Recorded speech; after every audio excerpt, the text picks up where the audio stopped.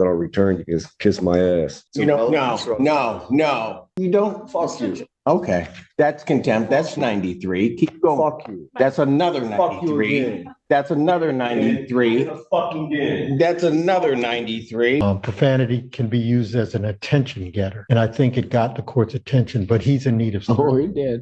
They're minute trespassings that aren't even trespassing. I used an easement for one, and the other one should have been dismissed. You know, probably you're about to try to make another mistake. And that is you're trying to practice law, even though it's about your case. And He walked into court acting untouchable and talked himself into 558 days behind bars. Now he's back in front of the same judge, humbled, apologetic, and desperate for mercy. This is what happens when ego meets consequences in a courtroom that doesn't blink.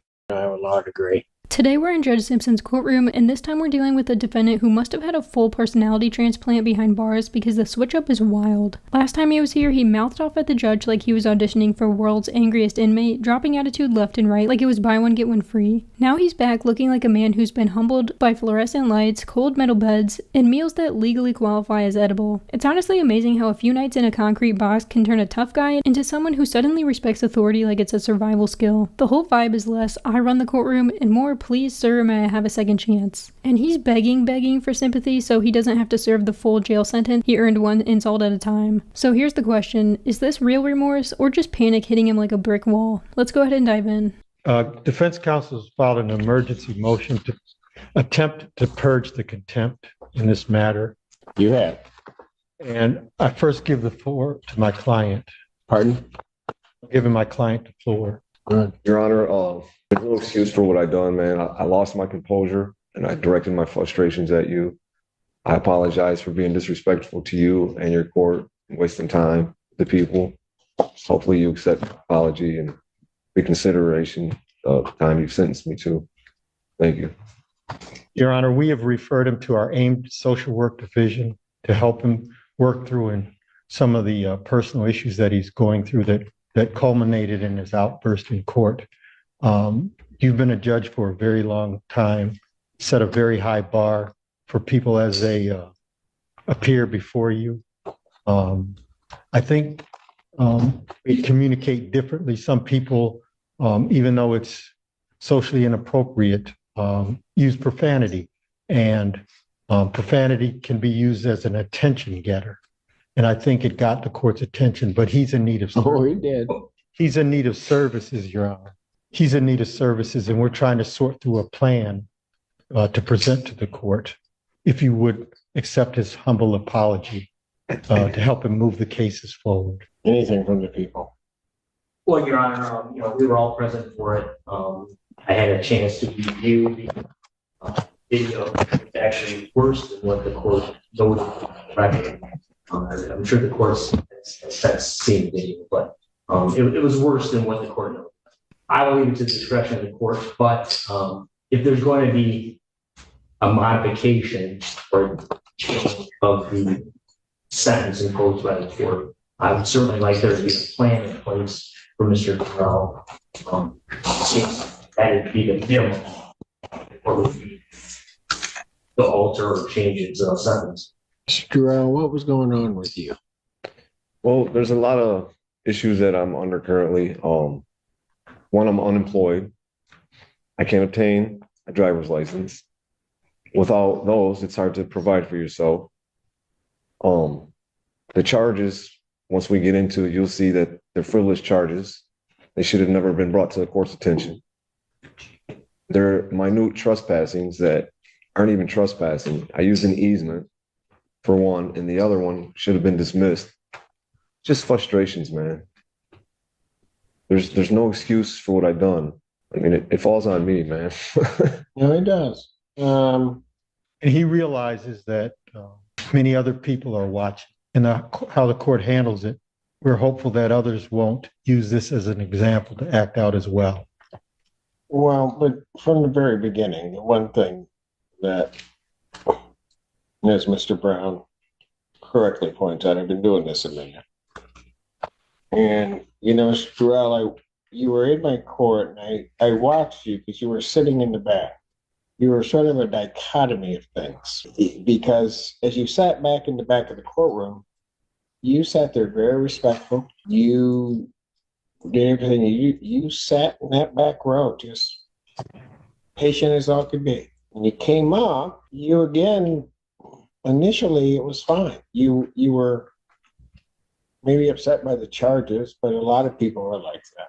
I could overhear, just so that you understand what I was trying to do, as you were talking to your attorney, that you didn't have a phone, you didn't have email, that you weren't going to be able to have adequate time.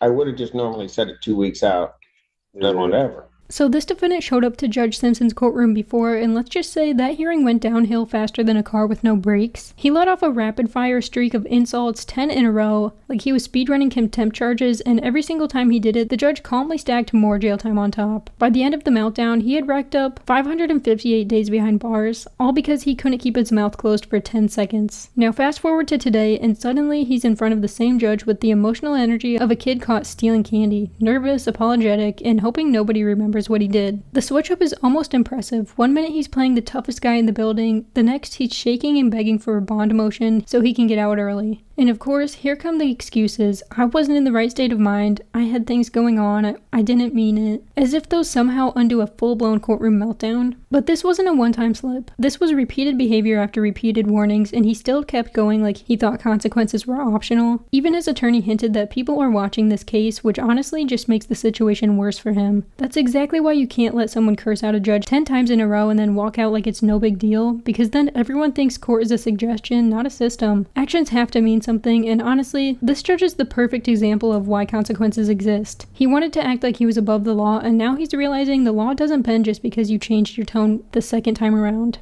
I was trying to give more time, not to delay it, but to try to make sure that if you had to get in touch with Ms. Perroni by letter, you guys had to do that or do whatever. See, I was thinking that there be time for that to happen. And that seemed to aggravate you, but I think, when I look at it, you were aggravated because you thought the system was kind of dragging out. Good. But I was doing that for your benefit. My apologies. I'm again misunderstood. And so then when you wanted me to, then you wanted it done sooner. So then I said, okay, I just said, well, move up to date. I didn't know it wasn't going to be helpful for you, but what the heck? And then that's when you went off. Good. I've had people go off in front of me before. Doesn't bother me. It's going to happen, I guess. But you just got yourself worked up to the point that as you were headed down and out, I'm just thinking, I don't know why you want to battle. It's a battle you can't win. Silly me. Yeah, silly, stupid. There's a lot of words. Maybe start with that because it didn't make any sense. And I'm going to tell you something, and I'm not saying this to embarrass you because you're in good hands with the folks at the public defender's office. You need a break, right? Yes, sir. You need something to go in your direction. Yes. Yeah. And it seems everything, you can correct me if I'm wrong, everything you had been doing, none of it was quite working out. Trying to get rid of stuff. This is one of the things you wanted it done and gotten rid of so you could try to move on to that next thing. Absolutely. And I'm not saying this again, I'm not saying this to embarrass you, but sometimes things get tough. Get yourself wound up, get to a point, and then for a brief moment you regret it. You're not sure where to head. Am I right? Yeah, sometimes. And I think even that day, for a brief moment, you regretted what had happened. Absolutely. As soon as I said it, but I was fueled. And it's because when you got back there and all of a sudden that door shut behind you and locked up, you realized something. Oh, man. Yeah. And as it was described to me, right or wrong, you were sort of laying there on the floor crying. Wrong. I was sorrowful. Look. I may or may not have. No, I don't listen, recall. Just listen. There's no embarrassment there. Mm-hmm. There's not. I got it reported to me. Right. Because I was worried about you. I didn't. Nobody was trying to say to embarrass you or do anything. You had gotten yourself to a certain point. Something got out of control. And now you had to figure, it took a circumstance that was kind of bad. made it even worse. Now you have to figure out how to get out of that. Right. Absolutely. Yeah, for sure. You had left here that day. You don't have a place to stay, do you? No, I'm currently homeless. The Delana Center. Pardon? The Delana Center. But are you there most of the time? They have a waiting list period. Yeah. So as long as you continue to check in, I think they do a triage. Lets them know that you're interested in a room there. They'll continue to screen you, and when one comes available, they'll offer it for housing. Until then, you sleep wherever you can, you know, couches, wherever, tents, bridges, parks. As long as the cops don't push you along, you know. So the reality is you didn't have a place to go, right? Oh no, I don't have a place to go. No. All right.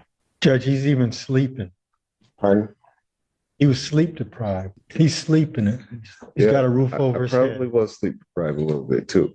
Man, I couldn't stop falling asleep. Now, Judge Simpson wasn't intentionally trying to embarrass this man, but let's be real, after that outburst, embarrassment is built into the experience. The moment those jail doors closed behind him, this defendant folded like a cheap lawn chair and hit the floor crying. And suddenly, all that tough guy energy vanished. And honestly, that's what jail is designed to do. It's meant to snap people back into reality and remind them that they're not untouchable and definitely not above the law. You push the system pushes back. Simple as that. But here's the part that stands out. Judge Simpson is genuinely one of those judges who cares about rehabilitation, not revenge. He doesn't hold grudges, which is rare in a courtroom where attitude usually equals outcome. You can see in his face today that he's not holding on to that previous disaster. He's laughing about it now, treating it like a ridiculous moment instead of a reason to crush the guy. He's still giving this defendant a fair hearing, even after being disrespected 10 times in a row, which honestly says a lot about his character. That balance, firm when needed, compassionate when possible, is what makes him a solid judge. He's not letting the defendant off the hook, but he's not punishing the person he is today for the attitude he had yesterday. And honestly, that approach might be the only reason this defendant even has a shot at a reduced sentence.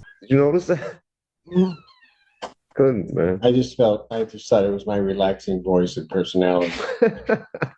Mr. Allen, actually today, you look a whole lot better than you did that day. Thank you. I feel better too. Before you came in, when was the last time you ate? I ate probably the day before. So you hadn't eaten that whole day. No, I actually went to eat, but I didn't have enough time to jump on the bus and come back, so I skipped it. I think I may have had some donuts for breakfast, though. Okay. I think I may have. What do you think I ought to do with you after what you did?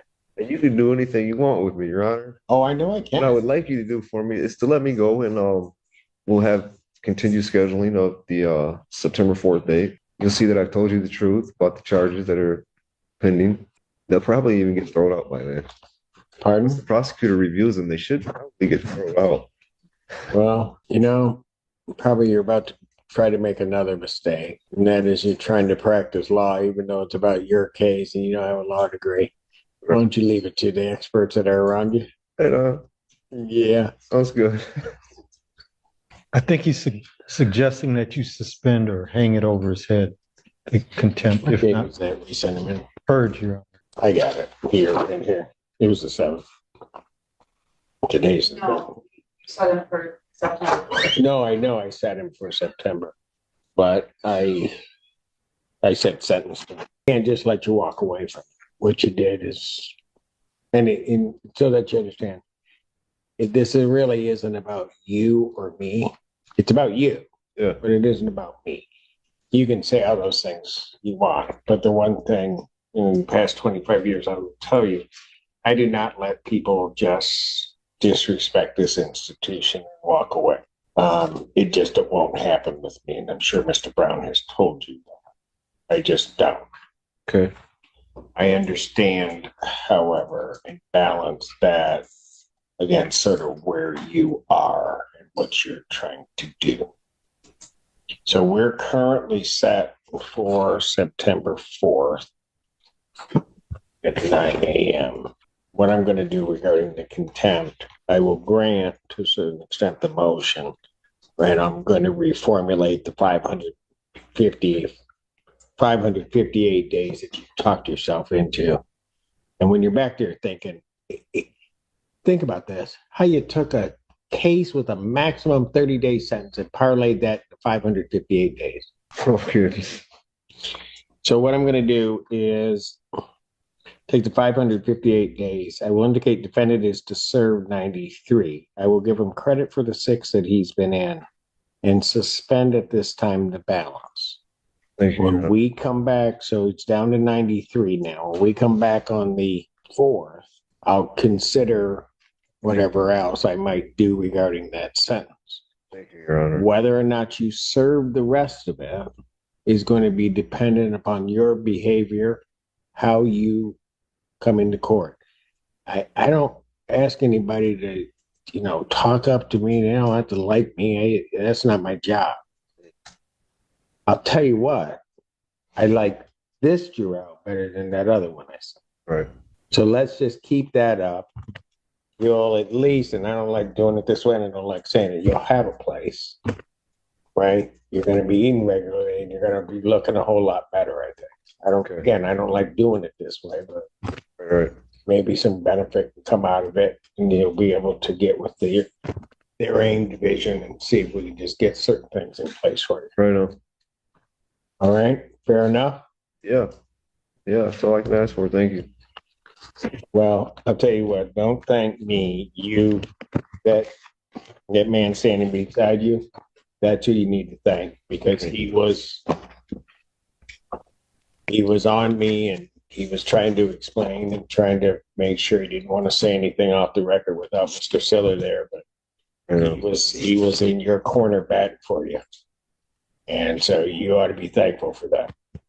Because quite frankly, whether you sat there 558 days or not, I was going home for dinner. So wouldn't have mattered to me. All right. Okay. Yes, sir. Thank you. Thank you. Take care. Thank you. It's honestly wild that someone can walk into court with a 30-day problem and walk out with 550 days just because they refuse to control their attitude. But that's the reality. The judge is the one person in the room who literally holds your future in their hands, and disrespecting them is basically the legal version of self-sabotage. This guy should be thanking his attorney, the judge, and probably the entire courtroom staff for helping get that 558 days dropped down to just 93 with time served. It shows how much attitude, respect, and basic self-control can influence an outcome more than people realize. Judges don't expect perfection, they expect accountability. And when you come in showing respect, owning your actions, and actually acting like you want to do better, they notice. But here's what I want to know. Do you think he should have served the full 558 days, or was the reduction the right move given how he came back this time? I'm curious what you think, because this one could go either way depending on how you see remorse. Let me know down below. Thanks so much for watching. Don't forget to like and subscribe, and I'll catch you in the next one. This case proves one thing loud and clear. Court is a stage and disrespect is expensive. A bad attitude turned a 30-day problem into 558 days of reality. In a courtroom, accountability matters more than excuses, and tone can change everything.